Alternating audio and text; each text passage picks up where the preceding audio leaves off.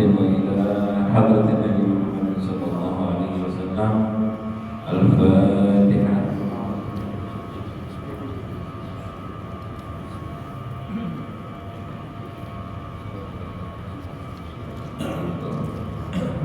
Bismillahirrahmanirrahim. Qala musannif rahimahullah ta'ala wa nafa'ana bihi wa bi'ulumihi fid dharain. Wa 'an Abil Abbas Sahal bin Sa'ad As-Sa'idi radhiyallahu anhu anna Rasulullah sallallahu alaihi wasallam qala yawma Khaybar la'utiyanna ar-rayata ghadan rajulan yaftahu Allahu 'ala yadayhi yuhibbu Allah wa rasulahu wa yuhibbuhu Allah wa rasuluhu. Wa bada an-nasu yadukuna lailatahum ayyuhum yu'ta. Falamma asbaha an-nasu ghadaw ala Rasulillah sallallahu alaihi wasallam kulluhum yarjuna an yu'taha. Faqala ayna Ali ibn Abi Thalib? Faqila ya Rasulullah wa yashtaki 'ainayhi. Qala fa'arsilu ilayhi fa'utiya bihi fabasata Rasulullah sallallahu alaihi wasallam fi 'ainayhi wa ja'alahu fabara'a hatta ka'an lam yakun bihi waj'un fa'atahu rayata. Faqala Ali radhiyallahu anhu ya Rasulullah qatilhum hatta yakunu mithlana. Faqala unfud ala rizqika hatta tanzila bi sahatihim thumma ud'uhum ila al-islam wa akhbirhum bima yajibu alaihim min haqqillahi ta'ala fihi. Wa wallahi la yahdi Allahu bika rajulan wahidan khairun laka min humrin ni'am. Muttafaqun alaih.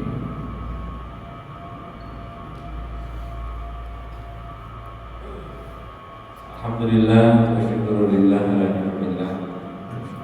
Atas segala nikmatnya, pada hari ini kembali kita berkumpul untuk membaca kitab Riyadhus Shalihin. Kita sampai pada hadis ketiga di bab yang menjelaskan tentang dalalah alal khair wa tumanilal huda al-dhalah, menunjukkan ataupun mengajak atas kebaikan. Kita sudah baca bersama-sama dua hadis. Hadis pertama dan hadis kedua maknanya sama, yaitu orang yang mengajak kebaikan maka dia mendapatkan pahala orang yang mengikuti nasihatnya.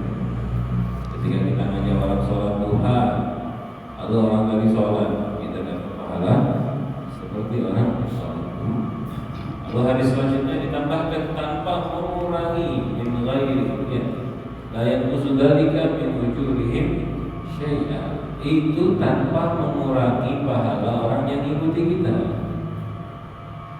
Ikut saya, dia mengerjakan, dia dapat pahala sempurna, kitanya dapat pahala sempurna. Mungkin kalau kayak sales, saya ngajak sampean ikut, saya dapat untung. Untung saya dari mana? Potong keuntungan sampean. Kalau dia kan gitu. Untungnya saya itu kalau jualan, kalau sistem sales dunia, saya dapat keuntungan dari hasilnya sampean. Jadi jatah sampean itu berkurang sebetulnya dibuat ke atasan. Itu kalau jualan dunia. Tapi kalau akhirat tanpa mengurangi pahala orang yang mengikuti. Sampean lengkap, yang ngajak sampean lengkap. Sampean ngajak orang lagi, orang tersebut dapat pahala lengkap, dia dapat pahala lengkap tanpa dikurangi sedikit. Nah, itu ajakan sebetulnya penjelasan agar kita semangat ngajak kebaikan.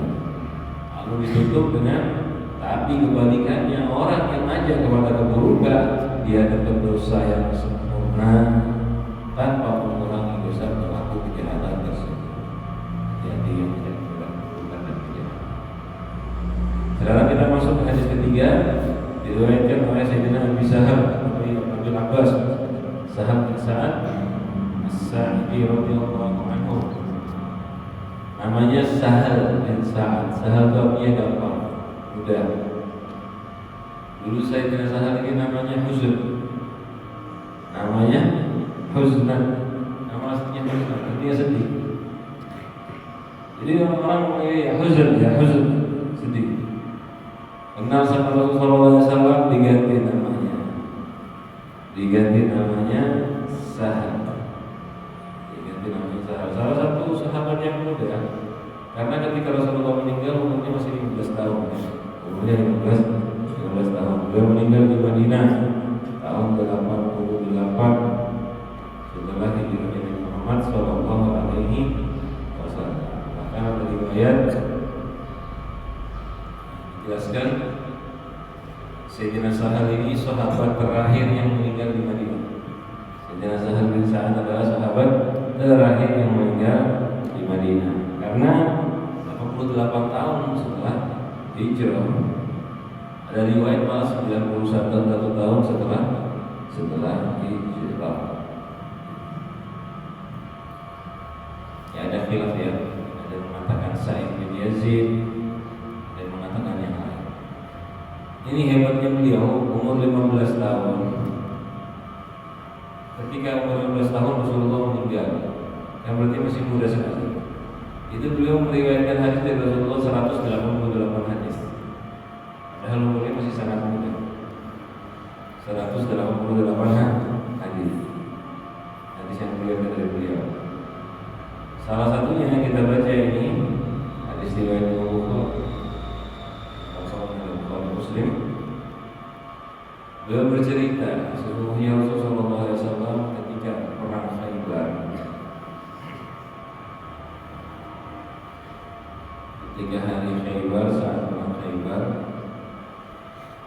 di malam harinya Rasulullah ngomong, "Ta'tiyan ar-raya, sungguh aku akan memberikan raya." Itu kalau kita bilangnya panji. Apa itu panji? Bendera. Kalau saat perang ada bendera yang dipegang atau dibawa sama pemimpin di depan. Tujuannya menunjukkan ini bendera tanda kemenangan. Artinya kalau benderanya jatuh bisa ada tanda kalah. Dan tanda kebanggaan simbolnya pasukan ini. Rasulullah mengatakan, besok akan aku berikan raya ini, panji ini. Pada besok rajulan, pada seorang laki-laki, yaftahullahu ala yadayhi, yang mana Allah Subhanahu wa ta'ala akan membukakan dengan tangan dia, yang akan memberikan kemenangan melalui tangannya. Jadi nggak sembarangan ternyata orang ini ya. Besok saya akan kasih bendera ini kepada seseorang yang akan jadi penyebab kemenangan. Yuhibbullah wa rasulahu, orang tersebut cinta kepada Allah dan cinta kepada Rasulnya. Wa yuhibbullah wa rasuluhu, dan orang tersebut dicintai oleh Allah dan Rasul. Ini memegang bendera ini semua biasa-biasa aja di awal orang itu. Memang ada kebanggaan dunia, keberanian dan sebagainya ada. Cuma ketika disebutkan sama Rasulullah, besok yang memegang bendera adalah penyebab fatah, kemenangan. Kemudian dia cinta kepada Allah dan Rasulnya, Allah dan Rasulnya mencintai dia. Ini kesaksian yang tak sembarangan dari Rasulullah SAW. Abatan nasu malu di malam hari, abatan nas melewati malam hari, bata yang bidurnya menginap, melewati malam. Yadukuna lailatahum, membahas tengah malam itu. Yadukuna itu membahas ribut. Lailatahum di malam mereka, ayyuhum yuqtaha, siapa yang dikasih bendera ini besok? Karena nggak sembarangan ya, kesaksian dicintai Allah dan Rasulnya, mencintai Allah dan Rasulnya. Pikiranlah mereka, siapa nih orangnya besok? Karena semuanya kepengen jadi orang tersebut. Sahabat itu pikirannya akhirat, pikirannya dicintai Allah, cintai Rasul. Mungkin kalau kayak kita besok yang pegang panji ulun kasih duit 100 juta, ada yang bisa goreng semalaman. Mudah-mudahan sibuk mikir siapa yang dapat ini, yang megang ini. Karena pikiran kita kan harta. Sahabat ketika disebutkan dicintai Allah dan Rasulnya, bingung siapa itu. Kalau masbah, ketika masuk pagi, wadaw ala Rasulullah, mereka cepat-cepat pagi-pagi wadaw mendatangi Rasul Sallallahu Alaihi Wasallam. Wadaw itu jalan pagi hari. Jadi mereka buru-buru mendatangi Rasul Sallallahu Alaihi Wasallam. Kulluhum yarjuna, mereka semua berharap ayyutaha, dikasih rayah, dikasih panji tersebut. Semuanya ini jalan buru-buru bagi Rasulullah SAW dengan harapan mereka yang dapat rayah, yang disuruh pegang panji. Tapi ya kalau takdir itu nggak bisa diatur ya. Ini orang pilihan. Mau kita baris lagi depan, kalau bukan jatahnya kamu didapat. Cuman diingat-ingat, walaupun ibaratnya itu kan semuanya sudah diatur, cuma kita tetap disuruh berusaha. Ini lihat, sahabat tahu yang bakal dapat panji cuma satu. Dan ketika Rasulullah ngomong, mau orangnya baris paling depan, mau orang yang baris di tengah, mau baris paling belakang, pasti dipanggil namanya sama Rasulullah. Bukan yang lihat dari depan, biar aja yang megang panji. Kira mana fulan, pasti dipanggil sama Rasulullah SAW. Sahabat tahu. Tapi lihat, ini yang menunjukkan keadaan sahabat hiris al-fadhail ibadah. Mereka itu semangat mendapatkan fadilah-fadilah ibadah, semangat mendapatkan kedekatan dengan Rasulullah SAW. Walaupun mereka tahu yang dapat panji cuma satu orang, tapi yang baris banyak di depan Rasulullah SAW yang lebih cepat. Mereka berharap seperti itu. Harapannya mereka yang dapat megang. Terus mereka duduk, lalu apa dikatakan Rasulullah? Rasulullah melihat mereka. Dilihat ada satu orang yang gak ada. Subhanallah, itu yang mau dikasih sama Rasulullah SAW, panji tersebut. Akhirnya Rasulullah bilang, Aina Ali bin Abi Thalib. Mana Ali, anaknya Abi Thalib? Karena nggak ada di barisan tadi, nggak ada di orang-orang yang datang kepada Rasulullah SAW. Wakila, mereka mengatakan, ya Rasulullah, huwa yashtaki ainaihi. Ali sedang sakit mata. Yashtaki itu mengadu, artinya matanya sakit, tidak obat. Matanya sakit ya Rasulullah SAW. Sakit mata bukan sakit mata biasa, sakit mata agak parah. Apa sabdanya Rasulullah? Farsilu ilaihi. Ya, kirim orang kepada Ali, fa'utiya bihi, bawa Ali ke sini. Bawa. Mereka mengutus orang kepada Ali, lalu Sayyidina Ali diajak kepada Rasulullah SAW. Fa'arsilu ilaihi, bisa jadi sabdanya Rasulullah SAW. Ya, fa'arsilu ilaihi, utus orang kepada Ali, artinya kirim orang. Fa'utiya bihi, lalu orang tersebut yang mendatangi Ali, bawa Ali kepada Rasulullah SAW. Dihadapkan kepada Muhammad SAW. Fabasaqa Rasul sallallahu alaihi wasallam. Rasulullah SAW meludah fi ainaihi, di kedua mata Ali. Bukan meludah banyak ya, disembur gitu sedikit. Diludahi kedua matanya, wada'a lahu, lalu didoakan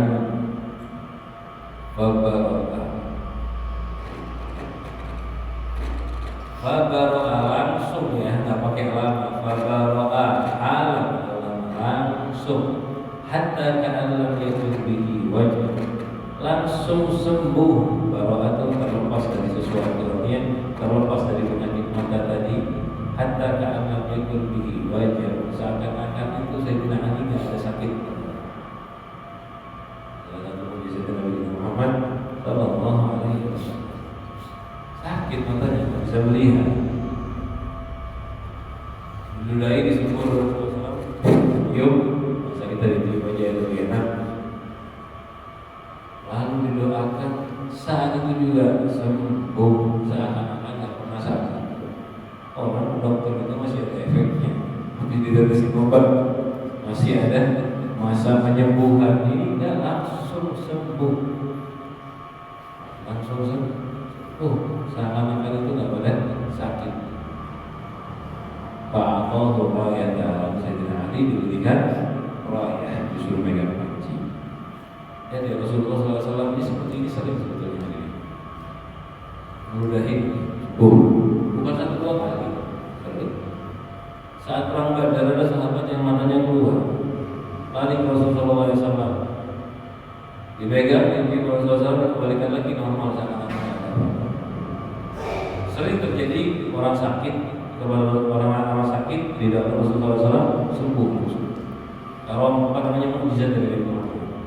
Cuma lihat tadi ini, sahabat radhiyallahu anhu itu bukan orang yang ngejar-ngejar mukjizat.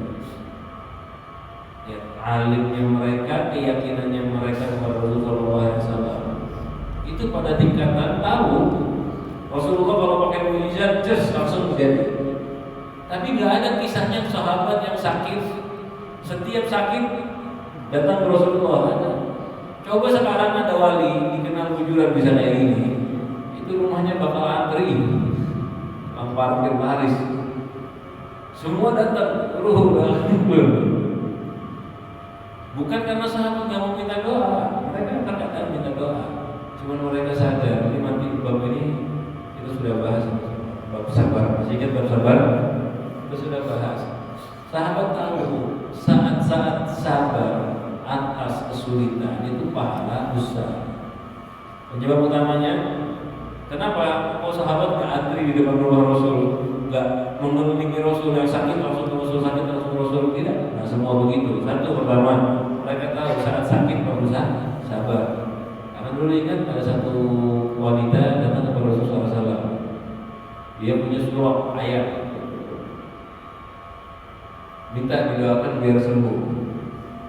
Apa sabdanya Rasulullah? Isbiri walakil jannah, sabar kamu, nanti pahalanya surga. Terus perempuan tersebut bilang, ya Rasulullah, doakan. Ini ada kasyaf. Orang kalau ayat itu kan kita kan gerak-gerak nggak sadar. Akhirnya kalau saya gerak ya Rasulullah, terkadang aurat saya terbuka. Namanya nggak sadar. Tidak akan biar auratnya dijaga oleh Allah Subhanahu wa Ta'ala. Jadi Rasulullah bilang, masih tahu kalau mau aku doakan sembuh, tapi kalau mau sabar, surga buat kamu. Pinternya sahabat perempuan tadi, dia jadinya surga.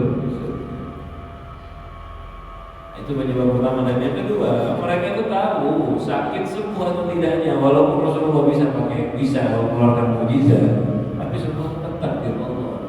Mereka nggak mau nyakiti Rasulullah, nggak mau kurang ajaran Rasulullah. Coba bayangkan sampai jadi orang soleh, jadi wali. Ada yang berhenti orang datang, guru doakan dulu sakit, guru doakan dulu keselio, guru bawa air, guru rasa ada nyaman pingsan, guru doakan ini dan itu. Terus kita datang ke guru, gimana rasanya? Biar jadi gurunya, biar jadi walinya. Tergantung dia ini perlu waktu ibadah, perlu waktu taat. Dan ketika melihat seperti itu tuh karena dia wali, dia tahu ini saatnya belum saatnya sembuh. Lagi mau diangkat derajatnya, lagi mau dihapus dosanya. Kan wali dibuka hijab terhadap oleh Allah. Nah, begitu sahabat tahu nggak mau isyarat, nggak mau kurang ajar, nggak mau menggurus Rasulullah ini. Tapi kalau sudah saatnya Rasulullah manggil, Rasulullah melihat, ada saat-saat khusus, kalau saya ditanya, satu kali itu bayangkan orang sakit mata langsung sembuh, seakan-akan tidak pernah dikasih kopi tersebut pada Sayyidina. Ini salah satu tanda kemuliaan yang diberikan oleh Allah, kemuliaan yang disaksikan oleh Rasulullah ke Sayyidina. Bukan berarti sahabat yang lain lebih jelek, tidak. Masing-masing punya kemuliaan. Hari ini harinya Sayyidina Ali. Ada saat lain harinya Sayyidina Abu Bakar Siddiq. Seperti contoh saat Pak Haji Sayyidina Abu Bakar Siddiq kisahnya. Sayyidina Ali juga bukan ini aja. Sayyidina Abu Bakar contoh yang paling berat, paling hebat adalah ketika beliau menemani Rasulullah saat hijrah. Sayyidina Umar punya harinya juga. Sayyidina Utsman, semua sahabat masing-masing punya hari. Sayyidina Abu Hurairah, punya hari juga. Satu-satunya sahabat yang doakan langsung ke Rasulullah SAW pakai lidah, lalu disuruh narik, habis itu langsung setiap yang dia dengar dia hafal. Yang dia dengar langsung dia hafal. Abu Hurairah. Semua punya keistimewaan sendiri-sendiri pada ibadahnya. Apa sih tujuannya kok? Ini kan bab ngajak kebaikan. Kok dari tadi cerita bendera dan ceritanya Sayyidina Ali. Nah, larinya ke sini hadirin hadisnya. Qala Ali radhiyallahu anhu. Nah, ini intisari hadis yang sesuai bab. Kalau tadi kan menunjukkan keistimewaan Sayyidina Ali. Ini yang sesuai babnya, makna hadis yang sesuai bab kita, ngajak kepada kebaikan. Sayyidina Ali habis pegang-pegang, kan tahu dia yang memimpin pasukan mengarahkan kemana. Dia nanya, ya Rasulullah, uqatiluhum, aku akan memerangi mereka. Artinya bertanya ya, hatta yakunu mithlana, sampai aku qatiluhum. Ini ya Rasulullah, uqatiluhum, maksudnya aku qatiluhum, apakah aku memerangi mereka hatta yakunu mithlana, sampai menjadi seperti kita, dia sampai Islam.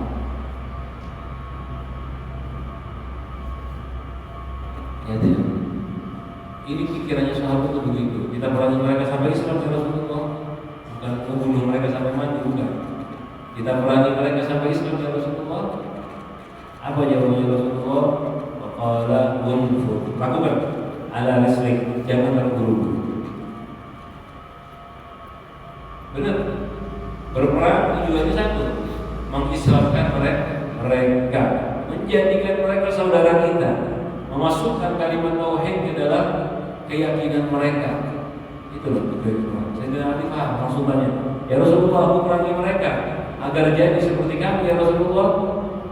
Rasul mengatakan unfur, lakukan ala rislik. Ala rislik artinya jangan buru-buru. Ala rislik, tunggu sebentar. Ala rislik, jangan buru-buru. Ala rislik, pelan. Ala rislik, hati-hati. Hatta tanzila bisa hati, sampai kamu datang di daerah mereka, artinya di pinggiran kotanya, pokoknya sampai kamu menghadap kepada mereka, ketemu mereka. Jadi jangan langsung diperangi, ketemu dulu mereka, datangi mereka dulu. Tsumma du'uhum ila Islam, lalu ajak mereka kepada Islam. Dari dulu kalau mau perang itu diawali begini, aslim taslam, Islam kalian akan selamat. Setiap mau ada fatah, mau membebaskan satu negeri, mereka selalu mengajak Islam. Suruh ngajak dulu mereka untuk Islam. Sahabat itu begitu. Maka akhirnya diajak Islam dulu. Wa akhbirhum bima yajibu alaihim, sampaikan kepada mereka apa yang diwajibkan atas mereka min haqqillahi ta'ala bihi, dari haknya Allah dalam agama kita Islam. Jadi ngajak mereka Islam terus kasih tahu apa kewajibannya. Kenapa dikasih tahu yang wajib? Biar mereka sadar Islam itu gak susah dan Islam itu baik. Islam ngajak kepada mengesahkan Allah dan akhlak yang baik. Ini biasa yang utama yang disampaikan oleh sahabat Rasulullah. Kasih tahu mereka bima yajibu alaihim, apa yang wajib, bukan menjelaskan fikih, bukan. Kalau pasal ada perang nanti. Kasih tahu apa yang wajib, artinya disuruh jelaskan iman. Kita wajib mengesahkan Allah dan berakhlak baik. Tapi riwayat mengatakan, ulama mengatakan menjelaskan kita wajib sholat, wajib puasa dan seterusnya, tapi tidak dijelaskan dengan detail ya. Nah ini bukan saatnya. Nyampai kenapa kewajiban Islam, apa hukum Islam? Lalu wallahi, dan Ali ketahui demi Allah, la ayyahdiyallahu bika rajulan wahidan, jika Allah memberi hidayah dengan kamu.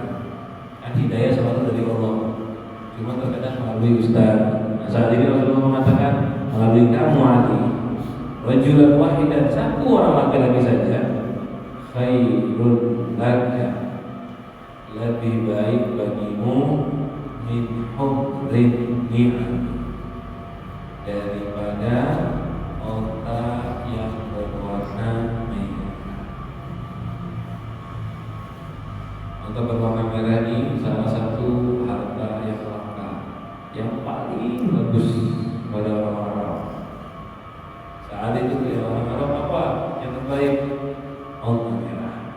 Wah, kebanggaan bukan main. Ya sekarang kan kalau Vietnam orang kaya, apa yang ditanya? Mobilnya apa? Begitu. Lihat mobilnya bagus, wih kaya. Begitu. Saat itu kebanggaannya apa? Unta. Hartanya mereka tuh bagus unta. Jadi kendaraan bisa, diternak bagus, jadi pengamanan untuk jalan bisa, bawa barang siap, dinaikin bisa, kalau lapar dimakan bisa juga, lengkap, banyak manfaat unta. Bahkan sampai ini unta, saking banyaknya manfaatnya unta, air kencingnya unta saja kan memang najis. Itu memiliki bermacam-macam obat. Dulu zaman belum ada sampo, orang-orang yang sakit gatal kepalanya, kalau kepengen kulit kepalanya sembuh, kemudian rambutnya baik, mereka mengoleskan beberapa air kencingnya onta di kepalanya mereka, sembuh dan rambutnya berkilau, kalah sampo. Cuma udah ada sampo nggak pakai itu lagi, udah ada obatnya nggak pakai itu. Bagus. Nah, salah satu kebanggaan hartanya orang Arab, onta. Dan di antara onta yang bagus ada onta yang sangat mahal, yang sangat langka, onta merah. Dia belum pernah lihat juga, boleh kan? Kita aja kalau melihat onta belum ke bawah binatang. Sekarang enak ada online bisa lihat di TV. Ada onta warnanya merah, langka ini. Nah Rasulullah kasih gambaran begitu kepada Sayyidina Ali. Ada orang dapat hidayah berkat kamu wahai Ali. Jadi kamu digunakan oleh Allah sebagai wasilah hidayah. Itu lebih bagus daripada onta merah. Artinya itu mahal sekali, langka sekali, keuntungannya sangat besar. Allah dalam riwayat ada tambahan min antabla al-ardh umrun, daripada satu bumi dipenuhi dengan onta merah. Bisa bawa hidayah kepada satu orang lebih afdal daripada satu bumi dipenuhi onta merah. Itu luar biasa, saudara. Ada batasan dari pahala dan hebat. Lihat di sini Rasulullah menanamkan pemikiran kepada Sayyidina Ali. Apa itu? Perang itu bukan membunuh, tapi ingin menyadarkan. Islam itu nggak pernah ya berperang ini membantai. Jangankan orang. Ada riwayat Muslim. Ketika Rasulullah SAW memerintahkan sahabat menyuruh mereka berangkat perang, Rasulullah memperingatkan. Ini hadisnya sahih, banyak beberapa riwayat ini. La taqtulus sibyan, jangan bunuh anak-anak, wasyekh dan orang tua, tidak boleh. Ditangkap ya, tangkap mereka, tapi tidak boleh dibunuh. Diamankan, nanti dilepaskan saja. Kalau dilihat itu orang tua, perempuan dan anak-anak, nggak dia bapakan. Bahkan jangankan orang tua dan anak-anak, wala taqtabus syajarah, jangan motong pohon tanpa ada hajat penting. Perang itu benar nggak boleh dilakukan, nggak boleh dirusak, nggak boleh dibakar. Bahkan ada ancaman benar, khususnya kalau yang menebang pohon bidara, pohon sidir. Datang terus sidir, jangan sampai dibuat pohon sidir. Intinya itu pohon yang ada manfaatnya, khususnya jangan sampai diawal. Lihat orang perang nggak boleh jatuh ke pohon, nggak boleh tebang pohon, apalagi ngebunuh sembarangan orang. Kecuali yang dia pakai pedang mau membunuh kita, itu lain cerita. Selain itu nggak boleh dia apa-apa. Islam seperti itu. Subhanallah, dari dulu yang difitnah, yang jahat orang Islam kan begitu.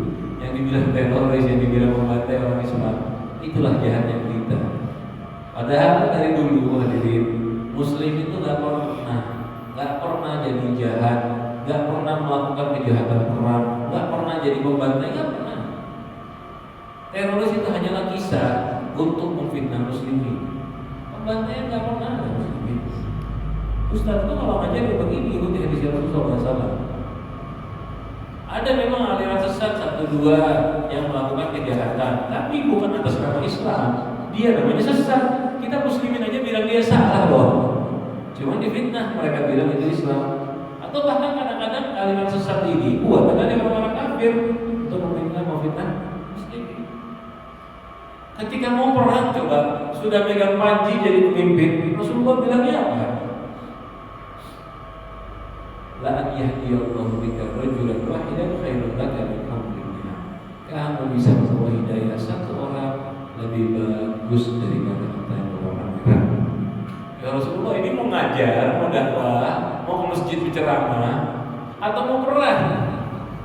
Kan pantasnya kalau orang mau ke masjid berceramah, nasihatnya dia bisa menyadarkan satu orang lebih bagus daripada mata merah. Tapi kalau mau perang, dia bisa membantai orang-orang kafir. Satu orang lebih bagus daripada pemerintah. Ya, kan harusnya begitu. Orang mau perang itu kan dilakukan menyangkut, melukai, membunuh. Harusnya yang membunuh lebih banyak orang kafir, dia pahalanya paling besar, kan begitu. Tapi tidak. Rasulullah bilang memberi hidayah. Jadi tujuan perangnya adalah menyadarkan. Tujuan perangnya adalah menyadarkan. Selagi mereka masih bisa untuk disadarkan. Ini menunjukkan hadirin, menunjukkan bagaimana hebatnya membawa hidayah. Bahkan saat perang sekalipun, daripada dia mati, lebih bagus dia sadar bahwa Rasul Islam. Betul tidak?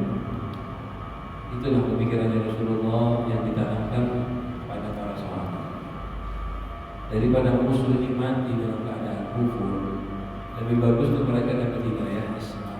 Jadi bahkan sampai perang sekalipun, itu mereka tetap berusaha menyadarkan musuhnya. Padahal sebelum perang, ini jauh sebelum perang, itu mereka pasti sudah kirim surat. Kalau muslimin yang mau mendatangi, udah kirim surat dulu, ngajak damai, ngajak Islam. Pasti kirim-kirim utusan dulu, udah dakwah dulu. Perang itu harus terakhir, ada langsung diam-diam datang bantai. Nah, ada ceritanya ini sebelumnya.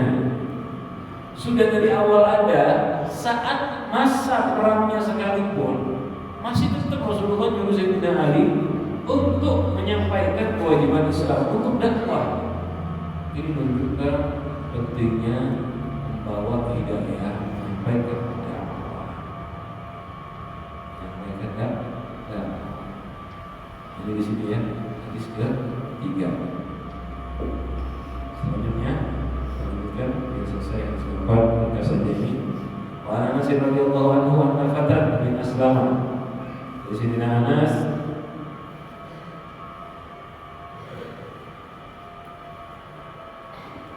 Anas bin Malik, ada seorang pemuda dari Aslam, dari Bani Aslam, Qabilah dari suku Aslam. Riwayatnya namanya apa? Namanya Aslam juga ya, Aslam bin Afsah. Namanya Aslam juga, Aslam bin Afsah. Pemuda tersebut bertanya kepada Rasulullah SAW. Apa kepada Rasulullah SAW? Ya Rasulullah, ini uridul ghazwah. Ya Rasulullah, saya pengen perang. Ya Rasulullah, mau ikut perang. Walaysa ma'i ma tajahaztu bihi. Dan aku tidak punya apa-apa yang aku gunakan untuk bersiap. Tajahaztu.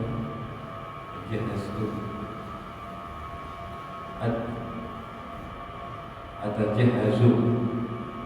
Ma atajahazu bihi. Dan aku tak punya apa-apa untuk bersiap berangkat perang ya Rasulullah. Kita ingin ikut perang tapi tidak punya pedang, tidak punya persiapan. Dan perang perlu biaya. Maka Rasulullah mengatakan, "Iti fulana, datangi fulan." Dia pengen perang, yang pemuda tersebut tapi tidak punya peralatan, punya biaya. Rasulullah bilang, "Kamu datangi fulan." Kenapa ya Rasulullah? Fa innahu qad kana tajahhaza famaridha. Orang tersebut itu sudah siap mau perang tapi sakit sekarang. Jadi gagal ikut perang. Ada datang itu. Datang orang tersebut, pemuda tadi datang ke pemuda tadi. Maka inna Rasulullah sallallahu alaihi wasallam diberi salam. Rasulullah kirim salam buat kepadamu, yaitu dan mengatakan a'tinil ladzi tajahhazta bihi, dan suruh saya ngomong, berikan persiapan perang kamu kepada saya. Kamu kan sakit, mana persiapan perangnya kasihkan kepada saya. Faqala ya fulanah, kalau orang yang sakit tadi yang mau perang tapi nggak jadi karena sakit, dia udah siap ini alat dan persiapan biaya ongkosnya. Ngomong kepada budaknya, ya fulanah, entah itu budak atau istrinya mungkin, kinayah disebutkan, ya fulanah, a'tihil ladzi tajahhaztu bihi, kasih dia alat-alat yang sudah aku siapkan untuk perang. Wala tahbisi minhu syai'an, jangan sampai kamu ngambil sedikit pun dari persiapan saya perang. Harus kasih semuanya. Saya siapnya berapa, modalnya berapa, kasihkan semuanya.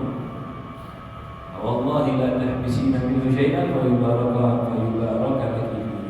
Demi Allah, kalau kamu tidak menahan, menyimpan sedikit sesuatu kecuali maka Allah akan memberkahi kamu dalam benda tersebut. Artinya yang dikeluarkan itu akan membawa berkah buat kamu.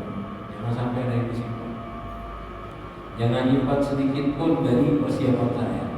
Kasihkan semuanya kepada dia. Kenapa? Baraka laki. Nanti kamu diberkahi di sini. Hadis ini apa hubungannya sama dakwah? Apa hubungannya sama dakwah? Hubungannya adalah kalau dia sendiri nggak bisa bawa hidayah.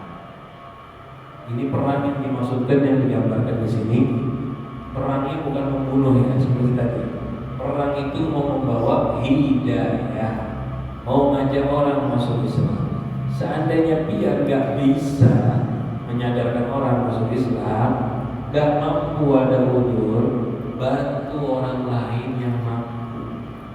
Saya sakit, kayak tadi kan, saya nggak bisa bawa hidayah kepada muslimin dengan perang. Akhirnya biayai orang yang bisa perang. Nah begitulah kita. Baik, saya akan mau mengajar dakwah, biayai anak pian mondok. Nanti anak pian jadi alim dakwah, pahala pian berkah, pahala pian banyak, harta pian berkah. Atau kurang anak dulu cuma sekian, dulu pengen pahala yang banyak, tambah yang orang bawa pesantren juga biayain. Setiap orang-orang yang belajar ilmu ataupun berdakwah dengan bantuan dia, pahala dia juga dapat di situ, juga ada pemahaman. Ya di sini jelaskan cara membawa hidayah, tak harus semuanya ngajak ceramah. Tapi dengan apa? Masing-masing dengan keahlian. Untuk dakwah ilallah. Selesai bab kita, insyaallah kita lanjutkan pertemuan yang akan datang. Mudah-mudahan saya keahlian menjadikan orang-orang yang cinta menyampaikan syariat Rasulullah SAW selalu tergerak untuk menyadarkan umat Nabi kita Muhammad SAW.